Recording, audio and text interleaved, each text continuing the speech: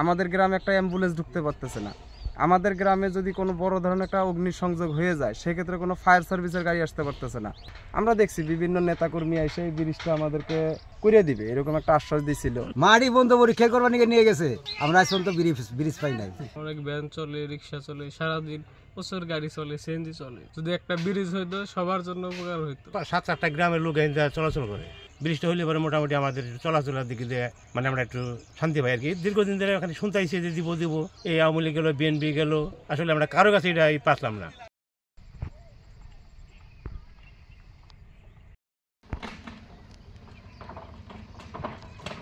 MP মন্ত্রী গড়িতে গেছে 4টা, শাহজাহান সিরাজ, লতিফ সিদ্দিক, সোহেল হাজারি, আমরা এখন তো ব্রিজ পাই নাই।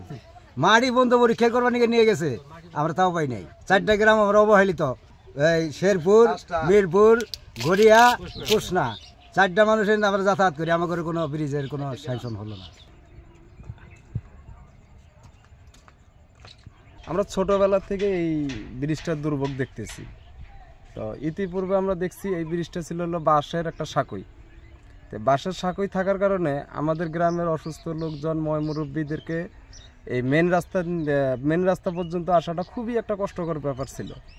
যখন কষ্টকর ব্যাপার ছিল তখন আমরা আমাদের মুরব্বীরা আমাদেরকে ডাকার এক পর্যায়ে মুরব্বীদের গ্রামবাসীর অর্থায়নে আমাদের এই ব্রিজটা একবার হয়।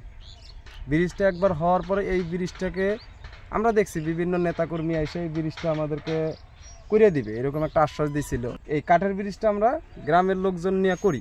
তো যখন এই ব্রিজটা বারবার ভেঙে যেতেছে, আমাদের এখানে বারবার দুর্ঘটনা ঘটতেছে। বিশেষ করে আমাদের এখানে বৃদ্ধ লোক যারা আছে, বৃদ্ধ লোকগুলো দেখা গেছে সন্ধ্যার পরে যাতায়াত করতে গেলে তারা একটু তাল বেতাল হয়ে দেখা গেছে পানিতে পড়ে যায়।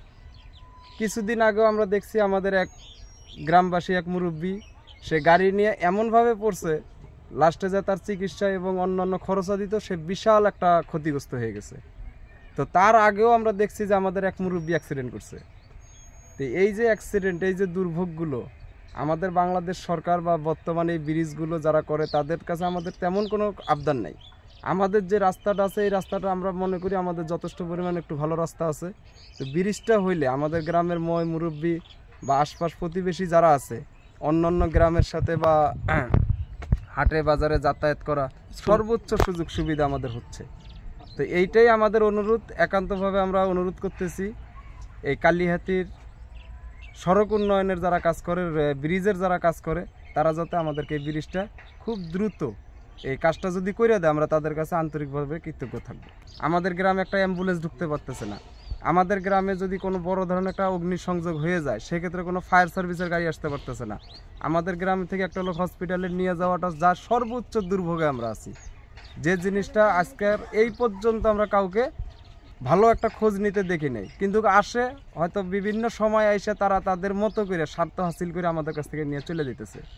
এই আশা দিচ্ছে আমরা করে দিব, এই আশা দিচ্ছে এই তো 6 মাস পরে কাজ হবে, এরকম নানান কথা আমরা শুনে আসতেছি।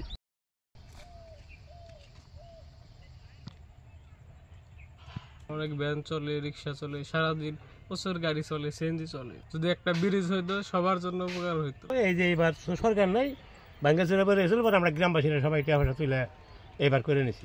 দীর্ঘ লোক এখান থেকে 7-8টা গ্রামের লোক এখান চলাচল করে, ব্রিজটা হইলে পরে মোটামুটি আমাদের চলাচলের দিকে দিয়ে মানে আমরা একটু শান্তি পাই আর কি। দীর্ঘদিন ধরে এখানে শুনতেছি যে দিব এই আওয়ামী লীগ গেল, বিএনপি গেল, আসলে আমরা কারো কাছে এটা পাচ্লাম না।